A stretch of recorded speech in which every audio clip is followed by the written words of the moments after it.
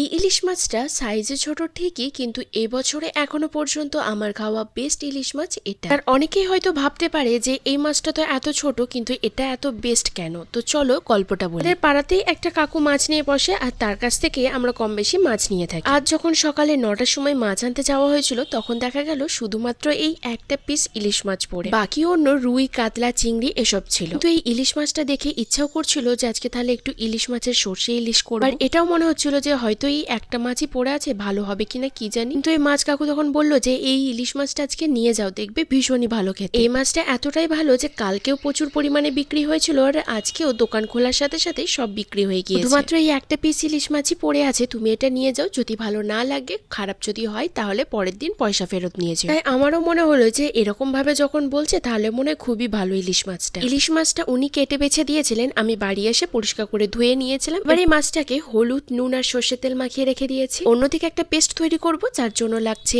1 চামচ সাদা কালো সর্ষে, চামচ পোস্ত, 2টো কাঁচা লঙ্কা আর অল্প একটু জল দিয়ে এটার একটা স্মুথ পেস্ট তৈরি করে নিয়েছি। এবার কড়াইয়ের মধ্যে দিয়ে দিচ্ছি বেশ খানিকটা পরিমাণে সর্ষের তেল। সর্ষের তেলটা খুব ভালো করে গরম হয়ে গেলে দিয়ে দেবো বেশ খানিকটা পরিমাণে কালো জিরে, 2টো চেরা কাঁচা লঙ্কা আর অল্প একটু হলুদ গুঁড়ো। এটা একটু নাড়াচাড়া করার পর হলুদের কাঁচা গন্ধটা চলে গেলে আগে থেকে বেটে রাখা সর্ষে, পোস্ত, কাঁচা লঙ্কার পেস্টটা দিয়ে 2 মিনিটের জন্য গ্যাসের ফ্লেমটা মিডিয়াম টু লো ফ্লেমে রেখে এটাকে একটু ফুটিয়ে নেব। এবার ফুটতে শুরু করে দিলে এর মধ্যে দিয়ে দিচ্ছে আগে থেকে নুন, হলুদ, সর্ষের তেল মাখানো ইলিশ মাছগুলো। যেহেতু এটা একদম টাটকা মাছ, তাই কাঁচা মাছটাই আমি এই গ্রেভির মধ্যে দিয়ে বেশ কিছুক্ষণের জন্য ফুটিয়ে নেব। তোমরা যদি চাও তাহলে এর আগে সর্ষের তেলের মধ্যে একটু হালকা করে মাছগুলোকে ভেজে তারপর এই গ্রেভির মধ্যে দিয়ে ফোটাতে পারো। এবার গ্রেভির জন্য আমি আরো একটু জল অ্যাড করলাম আর দিয়ে দিচ্ছি অল্প একটু নুন, টেস্টটা ব্যালেন্স করার জন্য। বেশ কিছুক্ষণের জন্য গ্রেভিটাকে ফুটতে দেবো এবং মাছটা খুব ভালোভাবে সেদ্ধ হয়ে যাবে। মাঝে মাঝে মাছটাকে এরকম ভাবে একটু উল্টে পাল্টে দেবে। রান্না করতে করতে মাছের এত সুন্দর গন্ধ উঠেছে, বোঝাই যাচ্ছে মাছটা কতটা সুন্দর খেতে হবে। তো মাছটা খুব ভালো করে সেদ্ধ হয়ে গেলে সবশেষে দিয়ে দিচ্ছি 2টো চেরা কাঁচা লঙ্কা আর অল্প একটু কাঁচা সর্ষের তেল।